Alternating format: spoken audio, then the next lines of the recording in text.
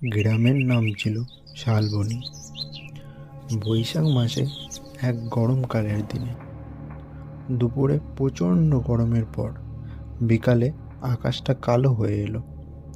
সন্ধ্যার পর দমকা হাওয়ার সাথে সাথে বৃষ্টি শুরু হলো।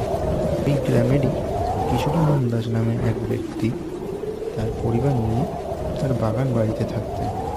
তার বাড়ির পিছনে ছিল মস্ত বড় আম বাগান।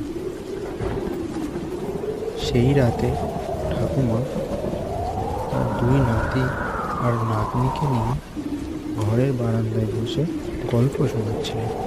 দাদু সেই শুনে উঠে তার সাথে চলে গেল। আর হঠাৎ গল্পের মাঝে মায়ের ডাক পড়ল, রান্না হয়ে গেছে, তোরা খেতে আয়।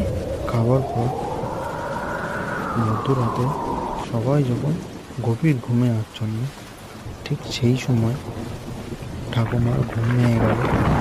বাইরে প্রবল ঝড় আর বজ্রপাতের আওয়াজে।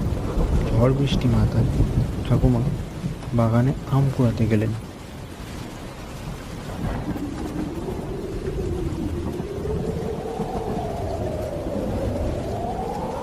গিয়ে দেখলেন যে সাদা কাপড় পরা, মাথায় ঘোমটা দিয়ে এক নারী মূর্তি ঠাকুমার আগে আগে সব আম কুড়িয়ে নিল।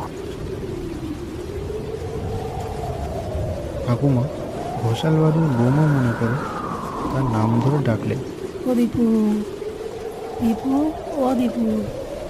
কিন্তু সেই নারী মূর্তি কোনো কথার উত্তর না দিয়ে সে একই রকমভাবে আম কুড়াতে থাকে। এই দেখে ঠাকুমার মনে সন্দেহ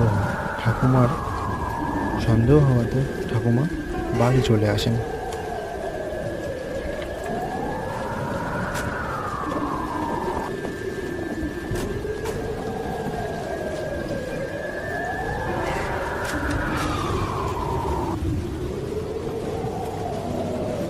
তারপরের দিন সকাল হতে না হতেই ঠাকুমা ঘোষাল বাড়িতে যান। গিয়ে বৌমাকে ডেকে জিজ্ঞাসা করেন, কাল রাতে আমাদের বাগানে আম কুড়াচ্ছিলে, এত ডাকলাম, কোনো সাড়া দিলে না। তখন ঘোষাল বাড়ির বৌমা বলে, এত ঝড় বৃষ্টি মাথায় আমি কেন আম কুড়াতে যাবো?